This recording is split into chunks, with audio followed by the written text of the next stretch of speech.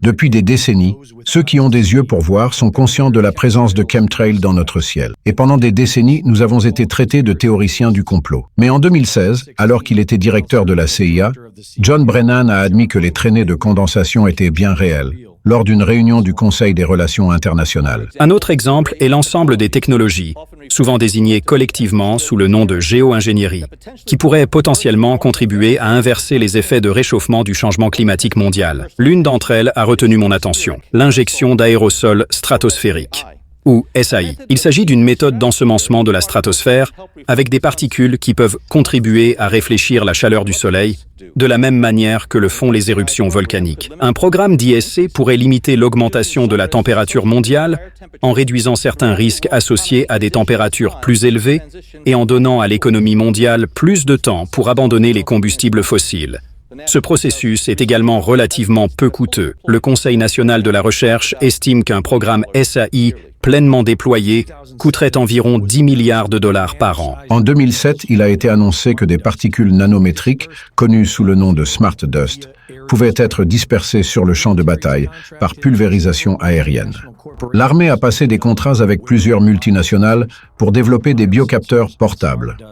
Les biocapteurs et la poussière intelligente peuvent devenir ce que l'on appelle la poussière corporelle, qui peut se répandre à l'intérieur du corps humain comme un réseau actif capable de fournir des données télémétriques à partir de l'intérieur du corps, afin de surveiller les êtres humains. Il existe un brevet pour l'utilisation de dérivés du polyéthylène glycol, comme moyen de modifier le temps, les mêmes substances utilisées dans les nanoparticules lipidiques, LIVE-19. Ces polymères peuvent être intégrés à des biocapteurs et à la robotique douce pour créer des matériaux intelligents, c'est-à-dire des matériaux qui peuvent être modifiés par des stimuli externes. La robotique douce est un sous-domaine de la robotique qui utilise des matériaux souples plutôt que rigides. C'est le cas des hydrogels utilisés dans les vaccins expérimentaux de COVID. DuPont fabrique des élastomères pour les robots souples à mouvement rapide. Elle a également mis au point les robots souples à moteur DEA les plus rapides jamais recensés, conçus pour la biodétection, l'interaction avec des entités biologiques et l'actionnement au niveau cellulaire.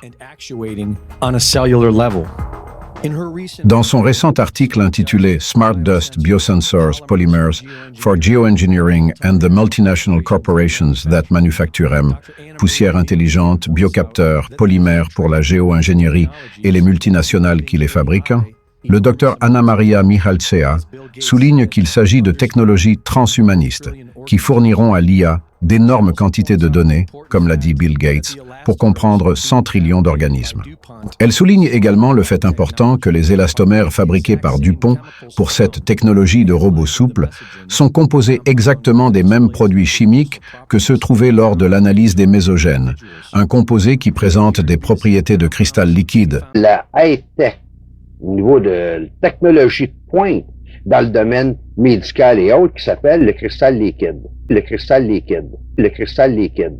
Il semble que ce soient les mêmes composés que ceux qu'elle a trouvés dans le sang des personnes vaccinées, ainsi que dans le sang des personnes non vaccinées. Ces composés semblent être les mêmes structures que celles utilisées pour les circuits électroniques dans les nanotechnologies d'auto-assemblage. Smart Dust est un système de minuscules systèmes microélectromécaniques capables de détecter la lumière, la température, les vibrations, le magnétisme ou les produits chimiques. Ils fonctionnent sans fil sur un réseau informatique, peuvent être utilisés à des fins médicales ou de surveillance militaire et peuvent être dispersés dans l'air par des traînées chimiques. Les masses endormies qui ont fini par les accepter ne s'en apercevraient pas. En les combinant avec la technologie des robots mous mésogènes, qui a déjà été trouvée dans plusieurs échantillons de sang de victimes involontaires, ils pourraient créer un moyen de surveiller et de contrôler l'ensemble de la population humaine.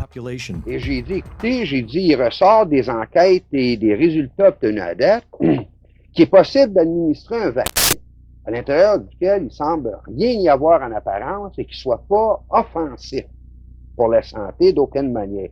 Mais par contre, le même vaccin, à cause de son contenu mal défini, mis en relation 1 an ou 2 ans plus tard avec un autre vaccin qui lui aussi semble inoffensif à première vue, les deux combinés ensemble vont produire des problèmes invraisemblables.